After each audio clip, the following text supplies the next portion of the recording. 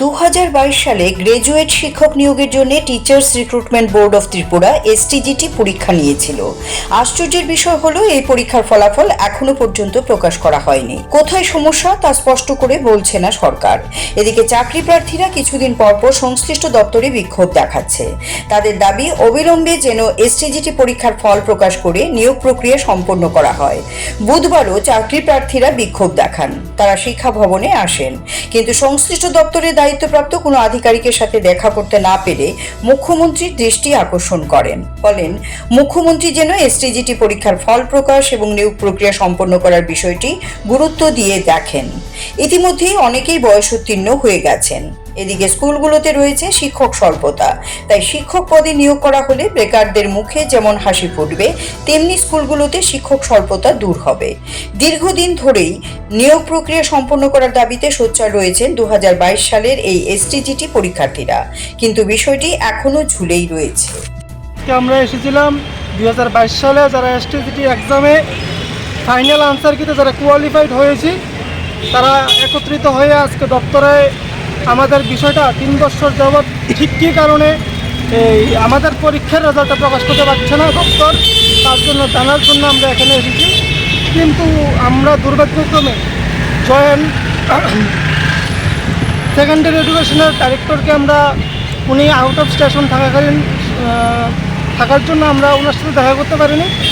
কিন্তু আমরা আজকে এখান থেকে দপ্তরের আধিকারিক বলেন, আমাদের মাননীয় শ্রদ্ধেয় মুখ্যমন্ত্রী স্যার বলেন, বা ক্যাবিনেট প্রত্যেকটা সদস্যের কাছে বলেন, আমরা এখান থেকে একটা অনুরোধ করতে চাই, স্যার আমরাও একটা রক্তে মাংসে করা জীব, আমাদের মধ্যে একটা ধৈর্যের একটা বাঁধ আছে। এই ধৈর্যের বাঁধ বেকারত্বের কারণে দিনের পর দিন ভেঙে যাচ্ছে। আজকে 3 বছর অতিক্রান্ত হওয়ার পরেও আমরা যখন আমাদের পরীক্ষার রেজাল্টটা পাচ্ছি না, তখন যে সমস্ত বয়সোত্তীর্ণ দাদা দিদিরা ওভারেজ হয়ে যাচ্ছে বা ওভারেজ হয়ে গেছে, তারা আজকে একটা চিন্তার মধ্যে আছে। ভবিষ্যতে তারা আর কোনো এক্সামে তারা বসতে পারবে না। এই চিন্তা দিনের পর দিন আমাদেরকে কুরে কুরে খাচ্ছে। আমরা চাই সিএম স্যার আমাদের 2022 সালের এসটিজিটির বিষয়টা নিয়ে একটু নজর দিক, এবং আমরা যারা কোয়ালিফাইড হয়ে রেখেছি এই রাজ্যে শিক্ষক স্বল্পতা দূরীকরণের লক্ষ্য নিয়ে আমাদের সকলকে যাতে একসাথে স্যার নিয়োগ করে, সেই বিষয়টা আমরা স্যারের কাছে একটা আবেদন আকারে রাখতে চাই। আমরা আজকে দপ্তরের মধ্যে আধিকারিকদের পাইনি, কিন্তু আমরা বেশ কয়েকদিনের মধ্যেই সবাই সাথে আলাপ আলোচনা করে আমরা সিএম স্যারের সাথে কীভাবে সাক্ষাৎ করা যায় সেই বিষয়টা নিয়ে আলোচনা করব। আমরা তো বিগত 3 বছর ধরে আপনার মাধ্যমে তো বারবারই আমরা আসছি এখানে, আপনার মাধ্যমে আমরা রাজ্যবাসী এটা তুলে ধরছি যে 3 বছর হয়ে আসছে আমাদের 2022 সালের সেপ্টেম্বর মাসে এসটিজিটি পরীক্ষা হয়েছিল, সেটা নিয়োগ প্রক্রিয়া আজও করা হয়নি। কেন করা হয়নি তা জানার জন্য আজকে আমরা বারংবার আসছি এখানে, বিভিন্ন মন্ত্রীদের কাছে আমরা ভিজিট করছি।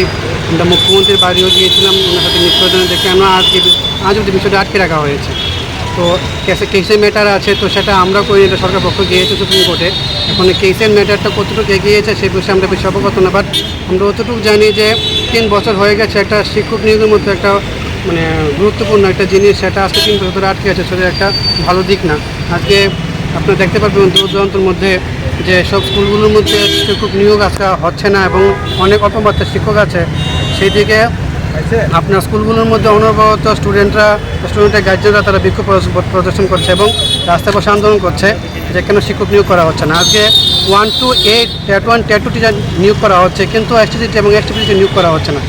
আজকে 3 বছর হয়ে আসছে, কেন নিয়োগ হচ্ছে না সেটা আমরা কাছে আজকে বিষয়টা এত বেশি উদ্বিগ্ন হয়ে আসছে যে মাধ্যমিক স্তর উচ্চ স্তরের শিক্ষক নিয়োগটা আজকে যে জায়গায় খুব প্রয়োজন, কারণ ওখান থেকে শিক্ষার্থীরা তারা ভবিষ্যৎ দিক নির্দেশ করে ওরা তারা এগিয়ে যায়। আজকে সেই জায়গাতেই এত অবহেলা করা হচ্ছে, সেই দিকটা এত সংকীর্ণভাবে দেখা দিচ্ছে, সেটা বলা খুব সেটা খারাপ, সেটা খুব ধরেই যায়, যেটা পুরো খারাপ, বিষয়টা খুব খারাপ হয়ে আসছে। তো শিক্ষক নিয়োগ হচ্ছে না, আজকে সেই জায়গায় আমরা হতবাক। আজকে আমরা এসেছিলাম ডাইরেক্টরের সাথে মিট করার জন্য যে কতটুকু আমরা বিষয়টা এগিয়েছে, কিন্তু দুর্ভাগ্যবশত আমরা তার সাথে মিট করতে পারিনি।